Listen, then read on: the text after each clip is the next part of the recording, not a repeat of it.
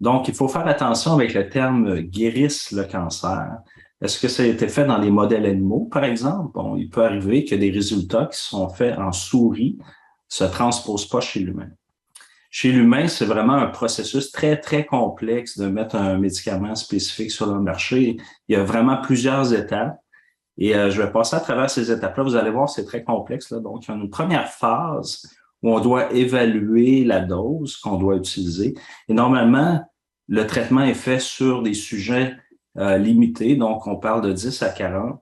Et souvent, cette cohorte-là de patients sont avancés dans la maladie, ce qui fait en sorte que la réponse aux médicaments peut être différente que des patients qui sont en début de maladie. Par la suite, on passe à une phase 2 qui vise à démontrer l'efficacité du traitement et définir la dose optimale. Et ça, c'est fait sur une plus grande cohorte, donc normalement 40 à 80 malades. Et l'objectif, c'est vraiment de voir si la dose qui était recommandée à la phase 1 est toujours valide.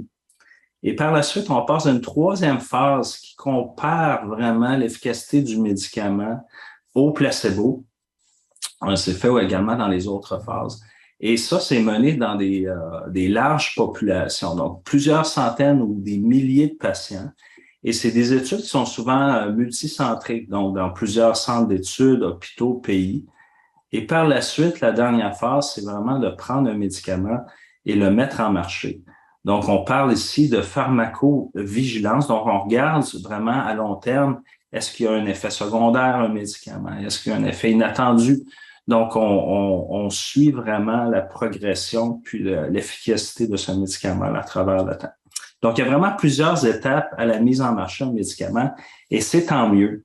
Donc, ça se peut qu'un médicament qui a fonctionné initialement en phase 1 sur des sujets qui s'étaient plus avancés dans la maladie soit efficace, mais lorsqu'on arrive dans la phase 2, la phase 3, ben, le médicament est beaucoup moins efficace.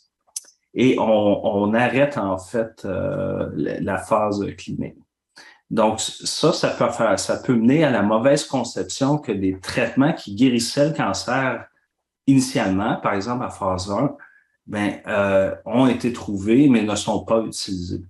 Aussi, comme je l'ai dit en entrée de jeu, il arrive également que des médicaments qui marchent très, très bien chez la souris, qui portent des tumeurs cancéreuses, ne fonctionnent pas chez l'humain. Donc, tout ça fait en sorte ça amène une mauvaise conception que des traitements qui guérissent le cancer ont déjà été trouvés, mais ne sont pas utilisés.